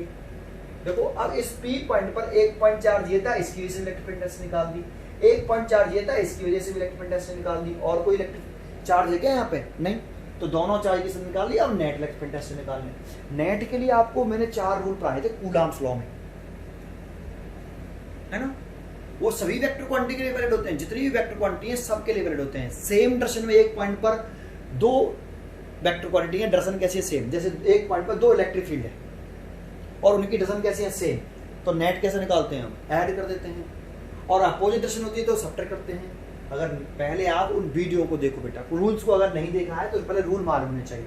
सीधा शुरू करता हूँ, चलो। Net electric field intensity at point P, intensity at point P, तो E इज इक्वल टू, जब डायरेक्शन अपोजिट होती है तो नेट कैसे निकालते हैं? सब्ट्रैक्ट करके, बड़े में से छोटा। तो बड़ा कौन है? E2, तो E2 माइनस E1। तो E2 की वैल्यू कितनी है आपकी? 3 इंटू 10 की पावर 3, और ये कितना है? 9 इंटू 4 इंटू 10 की पावर 3। यहाँ से आपका 10 की पावर 3 कॉमन आ गया, ठीक है। और 3 माइनस के 9/4, तो 10 की पावर 3, 4 एलसीएम ले लिया, तो ये 12 हो गया, ये 9। 12 में से 9 गए तो कितने बचे? 3/4 इंटू 10 की पावर 3 न्यूटन पर कूलॉम। इतना नेट इलेक्ट्रिक फील्ड आ गया भाई। इस नेट इलेक्ट्रिक फील्ड की डायरेक्शन कैसी होगी? तो इस नेट इलेक्ट्रिक फील्ड की जो डायरेक्शन होगी वो E2 जैसी या E1 जैसी? तो देखो E2 में से E1 घटा दिया तो किसकी वैल्यू बची? E2 की। E2 बड़ा था ना, तो नेट इलेक्ट्रिक फील्ड इंटेंसिटी की डायरेक्शन E2 जैसी ऐसे, और छोटी होगी ना E2 से। E की वैल्यू E2 से छोटी आएगी। कितनी छोटी आएगी? E1 के बराबर छोटी आएगी। छोटी वैल्यू दिखाई, इसीलिए इसका एरो छोटा बनाया। समझ में आया? तो हम इसका मैग्नीट्यूड भी बता सकते हैं कि P पॉइंट पर नेट इलेक्ट्रिक फील्ड इंटेंसिटी इतनी होगी और उसकी डायरेक्शन ये होगी। आप कह सकते हो टूवर्ड द +1 माइक्रोकूलम, या ये भी कह सकते हो 3 माइक्रोकूलम से अभी, ठीक है। ये बात समझ में आई? एक छोटा सा क्वेश्चन शुरू किया हमने, इस पर डायरेक्शन का रोल इंपॉर्टेंट होता है, ठीक है ना। अगर डायरेक्शन सेम आती है, एक पॉइंट पर 2 इलेक्ट्रिक फील्ड है, उनकी डायरेक्शन सेम है, तो नेट निकालने के लिए हम ऐड कर देते हैं। अपोजिट आती है तो नेट फाइंड आउट करने के लिए सब्ट्रैक्ट कर देते हैं। किसी एंगल से आती है तो नेट इलेक्ट्रिक फील्ड इंटेंसिटी निकालने के लिए हम फॉर्मूला लगाते हैं, E इक्वल टू रूट के अंदर E1 का स्क्वायर प्लस E2 का square plus 2E1 E2 cos theta, root के अंदर, ठीक है। ये समझ में आता है आपको? ठीक है। चलो एक क्वेश्चन और करते हैं, थोड़ा सा बड़ा क्वेश्चन करते हैं इसमें एक, ठीक है। चलो देखते हैं आगे। देखो मैं एक क्वेश्चन लिख रहा हूं, आप इसे अपने आप मेरे से जल्दी जल्दी करके देखना, या फिर वीडियो को पॉज कर लेना और पॉज करने के बाद इसको आप अपने आप ट्राई करना, ठीक है। एक क्वेश्चन लिखता हूं कि एक यहाँ ये नेगेटिव पॉइंट चार्ज है और एक इस जगह पर एक पॉजिटिव पॉइंट चार्ज है, 2 पॉइंट पॉजिटिव चार्ज है, और ये इसका मिड पॉइंट है, इस दोनों चार्जेस का मिड पॉइंट है O, और ये सेपरेशन उसने दे रखी है, ये 2L देख रखी है सेपरेशन, और ये मिड पॉइंट है, तो सीधी सी बात है ये सेपरेशन L होगी और ये सेपरेशन भी L होगी। फिर कह रहा है कि इस वाले पॉइंट P पर जो इससे R डिस्टेंस गिवन है, ये ऐसे मिड पॉइंट से डिस्टेंस गिवन है ना। ये डायग्राम आपको गिवन है मान लो। तो इसमें कितने पॉइंट चार्जेस हैं ये बताओ पहले तो 2 पॉइंट चार्ज है, एक माइनस के Q और एक प्लस के Q। और किस पॉइंट पर electric field intensity find out करने की कह रहा है? P पॉइंट पर, और ये फिगर गिवन है, कह रहा है find the electric field intensity at point P। तो इसमें 2 पॉइंट चार्ज है, एक बार आप +2 चार्ज की वजह से पॉइंट चार्ज का फॉर्मूला लगा के इलेक्ट्रिक फील्ड इंटेंसिटी निकाल लो P पॉइंट पर और डायरेक्शन शो कर दो। फिर -Q चार्ज की वजह से P पॉइंट पर इलेक्ट्रिक फील्ड इंटेंसिटी निकाल लो, फिर डायरेक्शन शो कर दो। डायरेक्शन शो करने के बाद चेक करो कि अगर सेम डायरेक्शन आती है P पॉइंट पर इलेक्ट्रिक फील्ड इंटेंसिटी की तो ऐड कर दो, अपोजिट आती है तो सब्ट्रैक्ट कर दो, किसी एंगल से तो फॉर्मूला लगा दो net electric field intensity find out करने के लिए। क्लियर है? समझ में आया हम क्या करेंगे? तो इलेक्ट्रिक फील्ड इंटेंसिटी कभी भी पूछता है तो कितने पॉइंट चार्जेस हैं, तो यहाँ 2 हैं, तो दोनों चार्ज की वजह से पॉइंट चार्ज वाला इलेक्ट्रिक फील्ड इंटेंसिटी का फॉर्मूला लगा के individually electric field find out कर लो और डायरेक्शन शो कर दो। फिर चेक कर लो कि सेम है, डायरेक्शन है, अपोजिट डायरेक्शन है, किसी एंगल से, फिर नेट निकाल दो, खत्म हो जाता है क्वेश्चन। तो ठीक है, करते हैं। तो electric field intensity at point P due to plus के Q चार्ज निकाल लेता हूं, चलो मैं पहले, है ना। तो E1 is equal to 1/4πε0, plus Q charge से निकाले तो प्लस Q चार्ज आ जाएगा, प्लस के Q और P पॉइंट के बीच की क्या आएगी? शॉर्टेस्ट सेक्शन का स्क्वायर, ऐसे नहीं चाहिए R स्क्वायर, मैंने आप पहले भी बोला, यहाँ पे जो सेपरेशन आएगी वो प्लस के क्यू और पी पॉइंट के बीच की शॉर्टेस्ट सेक्शन का स्क्वायर होगा। तो प्लस के क्यू और पी पॉइंट के बीच की शॉर्टेस्ट सेक्शन देखें तो देखो भाई आर तो नहीं है, हमें तो ये सेक्शन चाहिए, ये सेक्शन सर गिवन ही नहीं है। प्लस के क्यू चार्ज और पी पॉइंट के बीच की शॉर्टेस्ट सेक्शन गिवन नहीं है, तो ज्योमेट्री कुछ ना कुछ होगी जो निकाल सकते हैं, ज्योमेट्री से कुछ ना कुछ जरूर होगी। अगर ये आर है और ये एल है तो इस आर में से एल घटा देंगे, ये आर ये एल, तो आर में से एल घटा देंगे तो ये डिस्टेंस बचेगी कि नहीं बचेगी, इसीलिए यहाँ क्या आएगा आर माइनस एल का होल स्क्वायर। ठीक है, क्लियर है? ठीक है, तो इस प्लस क्यू चार्ज की वजह से इस E1 को माना प्लस क्यू की वजह से, दर्शन दिखा दो प्लस क्यू चार्ज है तो इससे कैसे अभी ये E1 इसकी वजह से है तो इसी पर ध्यान देंगे, इससे अभी तो इससे अभी और ऐसे शो कर दिया, ये देखो E1 और टेल दिखाएंगे पी पॉइंट पर इसका तो दिखा दिया, लाइन जो नहीं कह रहा हूं। ठीक है, अब बच गया माइनस के क्यू चार्ज, इसकी वजह से भी पी पॉइंट पर इलेक्ट्रिक फील्ड से निकालो सिमिलरली ऐसे ही। Electric field intensity at a point P due to minus के क्यू, तो E2 is equal to 1/4 pi epsilon 0। Sign put तो करते नहीं है तो क्यू ही आएगा, माइनस के क्यू और पी पॉइंट के बीच की क्या लिखेंगे शॉर्टेस्ट सेपरेशन का स्क्वायर यहाँ, तो ये रहा माइनस के क्यू और ये रहा पी, ये सेपरेशन चाहिए, जबकि ये सेपरेशन यहां तक आर है और ये सेपरेशन कितनी है एल है, तो ये सेपरेशन कितनी है वही आर प्लस एल, ये आर प्लस एल का क्या होल स्क्वायर, कुछ समझ में आया? ठीक है, अब इसकी डायरेक्शन भी दिखा दो, डायरेक्शन दिखाना जरूरी होता है, तो माइनस क्यू चार्ज की वजह से हमने E2 दिखाया है, तो माइनस क्यू चार्ज के कैसा होता है टूवर्ड्स है, अभी अब इस पर ध्यान नहीं देंगे, इस पर इसकी वजह से देख रहे हैं तो इस पर ध्यान मत देना, तो माइनस क्यू चार्ज के टूवर्ड्स, तो टूवर्ड्स बेटा ऐसे आ रहा है, ये ऐसे E2। ठीक है, अब ये बताओ E1 वैल्यू बड़ी है E2 वैल्यू बड़ी है, तो E1 बड़ा है E2 से, देखो 1/4 pi epsilon 0 1/4 pi epsilon 0, Q same है, यहाँ आर माइनस एल है यहाँ आर प्लस एल है, तो ये वाली वैल्यू छोटी है एज कम्पेयर टू दिस, ये छोटी है तो ये बड़ी है, क्लियर है? तो E1 बड़ा है, इसीलिए मैंने E1 का एरो बड़ा बनाया, E2 का एरो छोटा बनाया है। ठीक है, किसी वेक्टर की लेंथ उस वेक्टर के मैग्नीट्यूड को इंडिकेट करती है, समझ में आया? अब नेट निकाल लो यार, नेट कैसे निकालते हैं भाई दो ही तो चार्ज थे, एक प्लस क्यू एक माइनस क्यू, दोनों पॉइंट चार्ज थे, फॉर्मूला लगा दिया, सॉल्व कर लिया, पॉइंट चार्ज के लिए लगेगा ये फॉर्मूला, ध्यान रखना। ठीक है, तो नेट इलेक्ट्रिक इंटेंसिटी निकाल दो आप, net electric field intensity at point P is equal to कितना होगा E1 माइनस E2, ये वाली वैल्यू पुट कर दो, तो जैसी वैल्यू पुट करेंगे तो कॉमन क्या है भाई E1 की वैल्यू पुट कर दी, फिर हमने E2 की वैल्यू ये लिख दी, कॉमन क्या आ जाएगा, मैं डायरेक्ट एक स्टेप कंप्लीट कर देता हूँ, कट कर देता हूँ, तो Q/4 पाई एप्सिलॉन 0 तो कॉमन आ गया दोनों में, ये दोनों में कॉमन है, देखो ये वाला इसमें भी E1 की वैल्यू कितनी है 1/r माइनस एल का होल स्क्वायर, माइनस E2 की वैल्यू कितनी है, कॉमन ले लिया वो मैंने, वैल्यू पुट करता फिर मैं कॉमन लेता, एक स्टेप कट कर दिया डायरेक्ट लिख दिया। चलो आगे बढ़ाता हूँ, Q कंसेप्ट यहीं तक था, ये वैल्यू लिखना और फिर नेट निकालना, और E की डायरेक्शन कैसे हो E1 जैसी या E2 जैसी, तो E1 बड़ा E2 से, तो नेट वेक्टर डायरेक्शन E1 जैसी होगी। ठीक है, डायरेक्शन दिखा दी नेट की, वैल्यू सॉल्व करना है अब इसको, यहाँ से नीचे आ गया r माइनस एल का होल स्क्वायर और r प्लस एल का होल स्क्वायर, ऐसे यहाँ आ जाएगा r प्लस एल का होल स्क्वायर, यहाँ आ जाएगा r माइनस एल का होल स्क्वायर। क्लियर है, समझ में आया ये, यहाँ तक क्लियर है ये?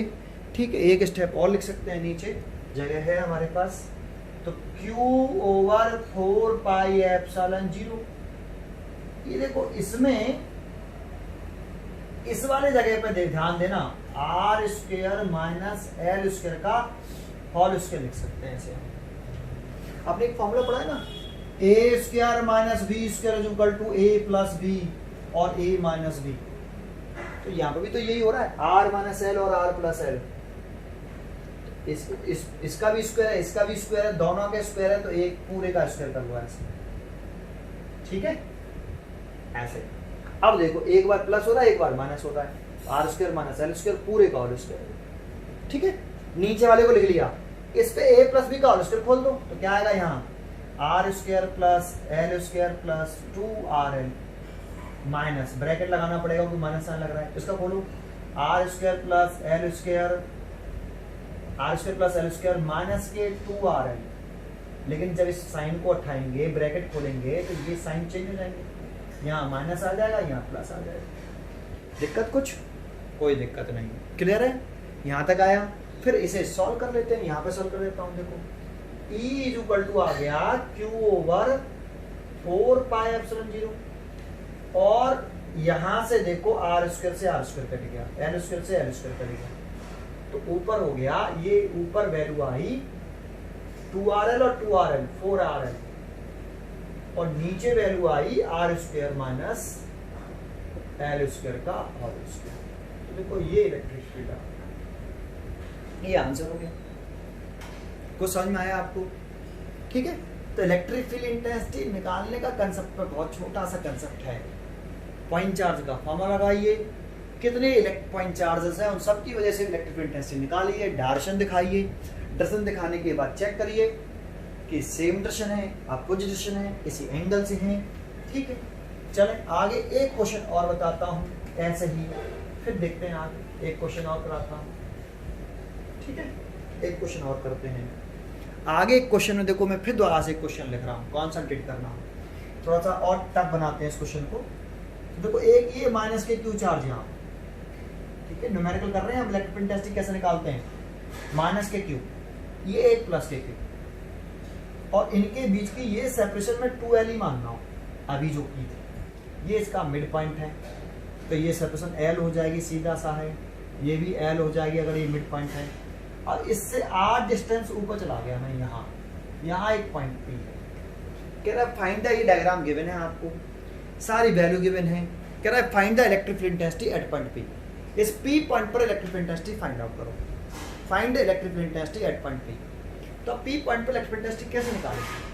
तो इसमें कितने पॉइंट चार्जेस हैं? 2, एक प्लस के क्यू, एक माइनस के क्यू, तो दोनों पॉइंट चार्ज का फॉर्मूला लगा दो यार, P पॉइंट पर इलेक्ट्रिक फील्ड इंटेंसिटी निकाल दो, डायरेक्शन दिखा दो, फिर सोचेंगे बाद में। तो शुरुआत कर रहे हैं, तो देखो करना शुरू करता हूँ। Electric field intensity at a point P due to plus के क्यू, तो फिर E1 is equal to 1/4πε0 Q लिख लिया ओवर Q चार्ज और P पॉइंट के बीच की शॉर्टेस्ट सेपरेशन का स्क्वायर। तो डायग्राम में देखो, तो देखो ये डिस्टेंस आपकी R दे रखी है और हमें चाहिए कौन सी, Q और P के बीच की शॉर्टेस्ट सेपरेशन। तो Q और P को पहले मीट करा लो, लाइन जॉइन करा लो स्ट्रेट सीधा। तो देखो ये डिस्टेंस चाहिए हमें और ये डिस्टेंस तो गिवन नहीं है, तो देखो ज्योमेट्री यूज करो, ये कितना है L, ये कितना है R, तो पाइथागोरस थ्योरम से ये डिस्टेंस कितनी आएगी, R² प्लस L², है ना। हाइपोटेन्यूस का स्क्वायर निकालना है भाई, हाइपोटेन्यूस ये है तो परपेंडिकुलर का स्क्वायर प्लस बेस का स्क्वायर और रूट में आ जाएगा फिर। ठीक है, चलिए तो ये वैल्यू आ गई यहाँ पर रूट के अंदर R² प्लस L², उसका क्या हो जाएगा होल स्क्वायर, नीचे स्क्वायर ही तो होता था। तो Q और P के बीच की शॉर्टेस्ट सेक्शन लिखते हैं यहाँ पे, इस कंसेप्ट को पकड़ लीजिए, इसलिए स्टार्टिंग में मैंने छोटे से शुरू किया। ठीक है, चलो अब डायरेक्शन भी दिखाओ, डायरेक्शन शो करो। तो प्लस क्यू चार्ज है ना, लाइन जॉइनिंग के अलोंग, तो लाइन जॉइनिंग ये वाली है, तो इस लाइन जॉइनिंग के अलोंग और पॉजिटिव चार्ज से अभी ये ऐसे आएगी डायरेक्शन, ऐसे, इसको आप कहोगे E1। ठीक है, प्लस क्यू चार्ज से अवे और लाइन जॉइनिंग के अलोंग, प्लस क्यू चार्ज से अवे और लाइन जॉइनिंग के अलोंग। ठीक है, अब डायरेक्शन भी दिखा दिया, माइनस क्यू चार्ज की वजह से इलेक्ट्रिक फील्ड इंटेंसिटी निकाल लो। इलेक्ट्रिक फील्ड, अरे कोई भी न्यूमेरिकल आए ऐसे करते हैं, at point P due to minus के Q charge, E2 is equal to 1/4πε0, charge sign तो पुट नहीं करते तो क्यू, माइनस के क्यू और P पॉइंट के बीच की शॉर्टेस्ट सेपरेशन का स्क्वायर। तो माइनस के क्यू ये रहा और P पॉइंट ये रहा, इनके बीच की शॉर्टेस्ट सेपरेशन देखनी है, तो इसको भी लाइन जॉइन कर लो भाई, इसको भी लाइन जॉइन कर लो, ये सेक्शन लिखनी पड़ेगी। थोड़ा सा टेढ़ा सा हो गया, ये मिड पॉइंट नहीं दिखाई दे रहा, चलो कोई बात नहीं, ध्यान रखना मिड पॉइंट है ये वाला। ठीक है, L और L। ठीक है, तो ये कितनी डिस्टेंस आ गई आपकी, R² प्लस L², ये भी इतनी डिस्टेंस आएगी पाइथागोरस थ्योरम से। तो वैल्यू पुट कर दो यहाँ पर भी, रूट के अंदर R² प्लस एल स्क्वायर का होल स्क्वायर। देखो स्क्वायर करेंगे तो रूट हट जाएगा, स्क्वायर करेंगे तो रूट हट जाएगा। तो E1 E2 दोनों वैल्यू कैसी है यहाँ पे देख के बताओ। E1 और E2 बराबर है, कितनी वैल्यू है दोनों की, Q over R square plus L square, square से रूट हट गया। ठीक है, डायरेक्शन दिखा दो इस E2 की, तो माइनस क्यू चार्ज है भाई, तो माइनस क्यू चार्ज के टूवर्ड्स अभी तो टूवर्ड्स होता है, तो E2 की डायरेक्शन ऐसे आएगी और E2 बराबर है, तो इसकी लंबाई और इस वेक्टर की लंबाई इक्वल होगी। ठीक है, बना दिया। अब नेट इलेक्ट्रिक फील्ड डेंसिटी कैसे निकालें इस पॉइंट पर, तो देखो यहाँ E1 E2 अगर सेम डायरेक्शन में होते तो नेट इलेक्ट्रिक फील्ड डेंसिटी कैसे निकालते हैं, ऐड करके। अपोजिट डायरेक्शन में होते तो नेट इलेक्ट्रिक फील्ड डेंसिटी कैसे निकालते हैं, सब्ट्रैक्ट करके। किसी एंगल से है तो नेट इलेक्ट्रिक फील्ड डेंसिटी कैसे निकालते हैं, फॉर्मूला लगाते, तो फॉर्मूला लगाना पड़ेगा, net electric field intensity at a point P। E equal to कौन सा फॉर्मूला लगाना पड़ेगा, ये वाला, E1 का स्क्वायर प्लस E2 का square plus 2E1 E2 cos। यहाँ पर एंगल कौन सा आता है जानते हो, थीटा। ये जो दो क्वांटिटी लिख रहे हैं E1 E2 लिखा है यहाँ पे आपने, यहाँ पे ये E1 E2 लिखा है, तो ये जो एंगल है angle between E1 and E2 आएगा।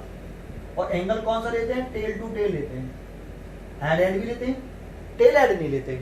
तो मैं तो हमेशा टेल टेल लेता हूँ, हमेशा टेल टू टेल लेता हूँ। वैसे टेल हेड भी ले सकते हो, हेड टेल नहीं लेना है कभी भी, है ना। टेल टेल मैं हमेशा टेल टेल लेता हूँ, तो आप भी हमेशा टेल टेल पे ही कॉन्सेंट्रेट करें, टेल टू टेल एंगल लेते हैं। तो E1 E2 का टेल टू टेल एंगल कितना है, ये E1 का ही टेल और ये E2 का टेल, यही तो है बिटवीन दोनों एंगल के बीच में। ये वाला एंगल यहाँ आएगा, है ना, ये वाला एंगल यहाँ आएगा। तो अब ये एंगल है कितना भाई, तो बच्चे सोचते हैं कि ये कोई इक्विलैटरल ट्रायंगल थोड़ा ही है, क्या ये इक्विलैटरल ट्रायंगल है, नहीं। इसकी साइड कितनी है, ये वाली साइड कितनी है, ये इसकी साइड कितनी है, ये मान लो ये A है, ये B है और ये P है। तो AP डिस्टेंस तो वही हमें दे रखी है, AP डिस्टेंस रखी है AP, वो रूट के अंदर R square plus L square, और BP भी इतनी दे रखी है, रूट के अंदर R square plus L square, और AB जो डिस्टेंस रखी है वो 2 है। तो तीनों साइड इक्वल तो है ही नहीं ट्रायंगल की, इस वाले ट्रायंगल की, बड़े वाले ट्रायंगल की। तो ये ट्रायंगल इक्विलैटरल ट्रायंगल तो है नहीं। तो आप इसे 60 कह दो, ये भी 60, ये भी 60, तो ये 120 नहीं कह सकते। अगर इक्विलैटरल ट्रायंगल होता वो 120 हो जाता। तो फिर सर कैसे निकालें उस डिस्टेंस को, उस एंगल को, तो ये आइसोसेलेस ट्रायंगल है। तो आइसोसेलेस ट्रायंगल तो है क्योंकि इसकी दो साइड इक्वल है। तो कौन सी साइड इक्वल है, AP और BP, AP और BP इक्वल है, और AP और BP इक्वल है, तो ये आइसोसेलेस ट्रायंगल हो गया। और आइसोसेलेस ट्रायंगल के आमने सामने के एंगल इक्वल होते हैं। तो देखो इस साइड के सामने का एंगल ये है और इस साइड के सामने का ये एंगल है, तो ये दोनों इक्वल होंगे। मान लो ये थीटा और ये भी थीटा। तो यहाँ पे ये थीटा नेम इंपॉर्टेंट होता है। यहाँ पे तो कौन सा एंगल आएगा, E1 और E2 के बीच में एंगल ये वाला आएगा। थीटा अल्फा बीटा गीटा में इसमें कुछ नहीं रखा है, इंपॉर्टेंट होता है कि उस थीटा का नेम क्या है। तो यहाँ जो एंगल आता है, जो भी E1 E2 लिख रहा है, तो E1 E2 के बीच में एंगल आएगा टेल टू टेल। तो वो एंगल देखना पड़ेगा इसमें कितना है, तो कैसे देखते हैं वही तो समझा रहा हूँ। ठीक है, तो ये थीटा है और ये थीटा है। तो एक बार बताओ, ये अगर थीटा और ये थीटा, तो इस ट्रायंगल का, इस वाले ट्रायंगल का ये एक्सटीरियर एंगल नहीं है, और एक्सटीरियर एंगल इन दोनों एंगलों के सम के बराबर होता है, दैट मींस 2 थीटा। तो यहाँ कितना एंगल आएगा, सामने आएगा 8 2 थीटा। ऐसे कॉन्सेंट्रेट किया तो सीखो। इस पॉइंट को सिखाने के लिए तो क्वेश्चन करा रहा हूँ ये वाला। ठीक है, ठीक है भाई, यहाँ तक। फिर आगे देखते हैं। अब इसमें आपको क्या करना है, E1 E2 तो बराबर है, तो आपको वैल्यू मत पुट करना है इसमें। इसको सॉल्व ऐसे कर लेना आप, E1 E2 इक्वल है ना, देखो आप इसे ऐसे सॉल्व कर सकते हो। यहाँ कर देता हूँ, इसके बाद आगे। तो E is equal to root के अंदर E1 का स्क्वायर प्लस E1 का स्क्वायर प्लस 2E1 का स्क्वायर और cos 2 E2 की जगह पे E1 लिख दिया है, E1 का स्क्वायर और E1 लिखेंगे तो E1 का स्क्वायर हो जाएगा और cos 2 थीटा। ठीक है, तो ये ऐड करके कितना हो जाएगा, देखो ये इसके साथ है मल्टीप्लाइड में, तो ये तो इसमें ऐड हो नहीं सकता, तो ये वाले ऐड हो जाएंगे। तो कितना हो गया, ये 2E1 का स्क्वायर प्लस 2e1 का स्क्वायर और cos 2 थीटा। यहां से कॉमन क्या दिख रहा है आपको, 2e1 का स्क्वायर कॉमन आ गया, 1 प्लस cos 2 थीटा। अब इसके बाद तुम्हें देखो मैथमेटिक्स में ये फॉर्मूला याद है, cos 2 थीटा का फॉर्मूला क्या होता है, cos 2 थीटा का फॉर्मूला क्या होता है याद है। देखो ये cos 2 थीटा के 3 फॉर्मूले मैंने आपको पीछे पढ़ाए थे। एक तो ये होता है 2 cos स्क्वायर थीटा माइनस 1, बहुत यूज होता है बेटा। एक cos 2 थीटा का फॉर्मूला ये भी होता है 1 माइनस के 2 sin स्क्वायर थीटा, ऐसे ये बहुत यूज होते हैं फिजिक्स में। ये मैं पीछे भी कूलॉम्स लॉ में भी फॉर्मूले बता चुका हूँ आपको।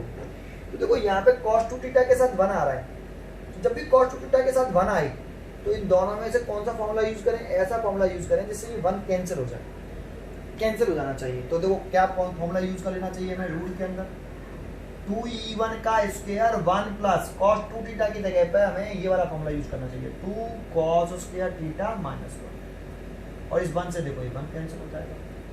तो नेट इलेक्ट्रिक इंटेंसिटी E की जो वैल्यू आएगी वो रूट के अंदर 2 और 2 4, तो 4e1 का स्क्वायर cos स्क्वायर थीटा, ठीक है। अब ये देखो यहाँ cos 2 थीटा था, अब ये cos स्क्वायर थीटा हो गया, cos स्क्वायर थीटा। तो E की जो वैल्यू आएगी यहाँ वो आएगी 2e1 cos theta, 2e1 cos theta. अब E1 की वैल्यू पुट कर दो यहाँ पे आप, तो रिजल्टेंट इलेक्ट्रिक इंटेंसिटी की वैल्यू निकले 2e1 की वैल्यू ये 1/4 pi epsilon 0 Q over R square plus L square, है ना, स्क्वायर से रूट हट जाएगा ना, देखो ये रही, ठीक है, मल्टीप्लाइड बाई cos थीटा। अब हमें cos थीटा की वैल्यू यहाँ पर रखनी है क्योंकि हमने थीटा लेट किया है, तो cos थीटा की वैल्यू पुट कर दो। तो cos थीटा की वैल्यू देखो, अब ट्राइंगल दिख रहा है आपको ये वाला,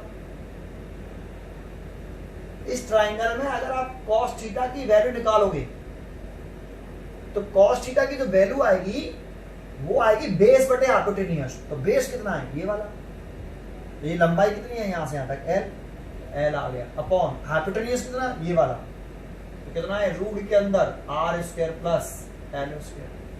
तो cos थीटा की वैल्यू पुट कर दो, तो E की जो वैल्यू लिख रहा हूं मैं यहाँ, तो E इक्वल टू आ गया 1/4 pi epsilon 0 2Q over R square plus L square multiplied by cos theta की वैल्यू L, ये 2 ये वाला आ गया, ठीक है, और L रूट के अंदर R square plus L square. तो देखो E की वैल्यू हो गई 1/4 pi epsilon 0 2QL over R square plus L square की पावर 3/2।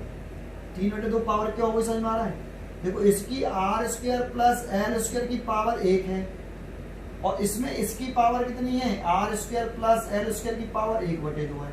बेस एक जैसा तो पावर ऐड हो जाती है, तो 1 और 1/2 ऐड करेंगे तो 3/2 ही तो हो जाएगा। ये फॉर्मूला इलेक्ट्रिक इंटेंसिटी का समझ में आया आपको, ठीक है। थोड़ा सा देखो यहाँ कैलकुलेशन है और ये कैलकुलेशन बड़ी सिंपल है, अगर आपको ये फॉर्मूला आता है तो सॉल्व कर दिया, वैल्यू पुट कर दी, समझ में नहीं आया आपको, ठीक है। इस क्वेश्चन को एक तरीका और है इस क्वेश्चन को करने का, इसी क्वेश्चन को करने का एक तरीका और है नेट इलेक्ट्रिक इंटेंसिटी निकालने का। वैसे ये सबसे बेस्ट है जो मैंने अभी आपको बताया, ठीक है, इसी तरीके से करिए आप, ठीक है, और ये सबसे बेस्ट होता है। दूसरा तरीका क्या है भाई वो बताता हूं। देखो दूसरा तरीका है कंपोनेंट करके, दूसरा तरीका है कंपोनेंट करके।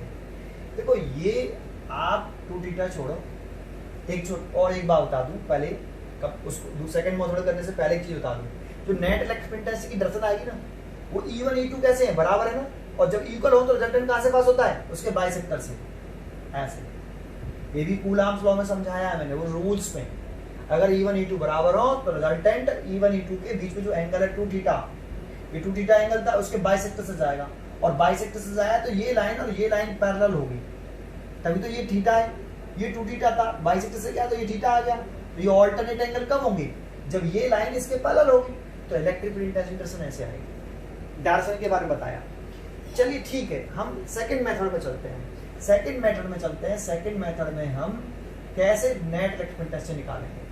देखो E1 के और E2 के हमें कंपोनेंट करने पड़ेंगे, सर कंपोनेंट कैसे करते हैं? तो कंपोनेंट करना आता है सबको। जैसे E1 की कंपोनेंट कर रहे हैं तो कंपोनेंट कहाँ से करते हैं? टेल से, एक पॉइंट। जो कंपोनेंट होते हैं वो आपस में परपेंडिकुलर, दूसरा पॉइंट। जिसके कंपोनेंट करते हैं वो बीच में आता है, ठीक है। तो देखो E1 के कंपोनेंट कर रहे हैं तो टेल से करेंगे, तो एक कंपोनेंट ये हो गया और एक कंपोनेंट ये हो गया। तो टेल से किया है तो ये दो कंपोनेंट हो गए E1 के। E1 इन दोनों के बीच में नहीं है, टेल से किया है, और दोनों कंपोनेंट आपस में कैसे परपेंडिकुलर हैं। समझ में आपको? देखो ये थीटा है तो ये वाला एंगल भी थीटा होगा, करस्पॉन्डिंग एंगल होगा। और ये थीटा होगा तो इसका कंपोनेंट ये वाला जो आएगा E1 cos थीटा, और ये वाला आएगा E1 sin थीटा। क्लियर है? कंपोनेंट कर लिया E1 का। ऐसे E2 का कर लो, ये थीटा है तो ये वाला भी थीटा आएगा, ऐसे। तो इसकी कंपोनेंट करें तो टेल से करेंगे, तो एक कंपोनेंट ये हो गया ऐसे और एक कंपोनेंट हो गया ये। देखो E2 के टेल से कंपोनेंट की है, E2 इन दोनों कंपोनेंटों के, इसके और इसके बीच में है, और दोनों कंपोनेंट आपस में परपेंडिकुलर हैं, और इसके साथ थीटा है। तो ये वाला कितना आएगा? E2 cos थीटा, और ये वाला कितना आएगा? E1 sin theta. आया? ये समझ में आ गया? ठीक है। अब जरा सोचो, E1 और E2 के तो हमने कंपोनेंट कर लिया, मतलब E1 E2 को तो दो पार्ट डिवाइड कर लिया, तो E1 E2 तो खत्म। अब कितने इलेक्ट्रिक फील्ड है? 4। E1 sin theta, E2 sin theta, और E1 cos थीटा और E2 cos थीटा, है ना? ये तो 4 कंपोनेंट हो गए आपके इलेक्ट्रिक फील्ड के। बट ये बताओ E1 E2 कैसे इक्वल है? अगर E1 E2 इक्वल होंगे तो E1 sin थीटा और E2 की जगह पे E1 लिख दोगे, तो ये कंपोनेंट और ये कंपोनेंट की डायरेक्शन कैसी है? अपोजिट है, और वैल्यू कैसी होगी? सेम, क्योंकि E1 E2 बराबर है। तो ये एक दूसरे को क्या कर देंगे? कैंसल। डायरेक्शन अपोजिट होती है, सब्ट्रैक्ट करते हैं ना नेट निकालने के लिए, तो इसको सब्ट्रैक्ट करेंगे तो नेट निकालेंगे तो इसका 0 हो जाएगा। E1 E2 तो बराबर है ना, तो E1 sin थीटा और E sin theta direction opposite है, तो सब्ट्रैक्ट कर देंगे, और सब्ट्रैक्ट करेंगे तो ये कैंसिल हो गए।